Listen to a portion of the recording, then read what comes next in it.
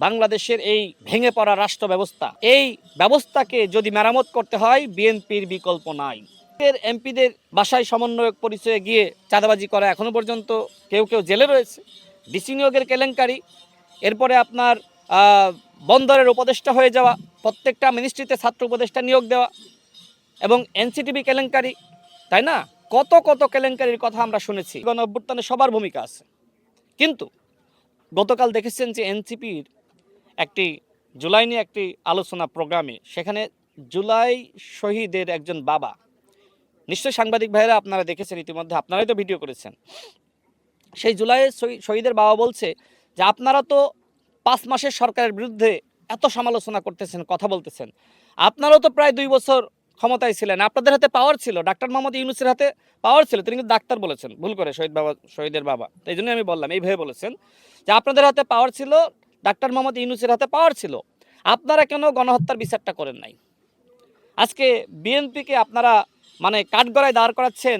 তা আপনারা ক্ষমতায় তো ছিলেন, আপনারা ক্ষমতায় থেকে একটি দল গঠন করেছেন, এনসিপি নামক যে দল, এটি ক্ষমতায় থেকেই নাহিদ ইসলাম গঠন করেছিলেন। আপনারা জুলাইয়ের সময় কি করেন নাই বলেন? আওয়ামী লীগের এমপিদের বাসায় সমন্বয়ক পরিচয়ে গিয়ে চাঁদাবাজি করা এখনো পর্যন্ত কেউ কেউ জেলে রয়েছে। ডিসি নিয়োগের কেলেঙ্কারি, এরপরে আপনার বন্দরের উপদেষ্টা হয়ে যাওয়া, প্রত্যেকটা মিনিস্ট্রিতে ছাত্র উপদেষ্টা নিয়োগ দেওয়া এবং এনসিটিভি কেলেঙ্কারি, তাই না? কত কত কেলেঙ্কারির কথা আমরা শুনেছি। আপনারা তো বলেন যে আপনাদের অবদানে নাকি প্রধানমন্ত্রী হয়েছে, আপনাদের অবদানে নাকি স্বরাষ্ট্রমন্ত্রী হয়েছে।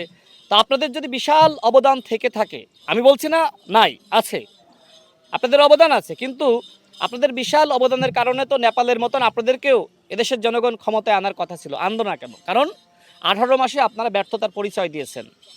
আপনারা 18 মাসে সংস্কার করতে চেয়েছিলেন, আপনারা বিচার করতে চেয়েছিলেন।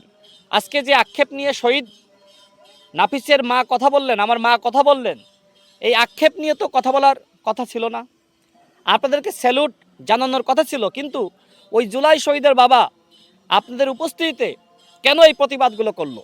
5 মাসের সরকারের বিরুদ্ধে আপনাদের এত সমালোচনা, অথচ 18 মাস আপনারা ক্ষমতায় ছিলেন। যে সময়ে রাষ্ট্রের পুনর্গঠন করা দরকার ছিল, জবাবদিহিতা, স্বচ্ছতা নিশ্চিত করা দরকার ছিল, যে সময়ে রাষ্ট্রের পরিবর্তনের জন্য কাজ করা দরকার ছিল, সেই সময় আপনারা রাষ্ট্রের পরিবর্তনের জন্য নয়, বরং নিজেদের ভাগ্য পরিবর্তনের জন্য কাজ করেছেন।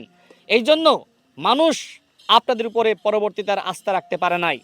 আপনারা তো বাংলাদেশে ক্ষমতায় কিংবা বিরোধী দল হওয়ার কথা ছিল, যেহেতু জুলাই গণঅভ্যুত্থানে আপনাদের অনেক ভূমিকা, আমি অস্বীকার যাচ্ছি না, নাহিদ ইসলাম, আসিফ মাহমুদদের অনেক ভূমিকা আছে, এটা মানতে হবে।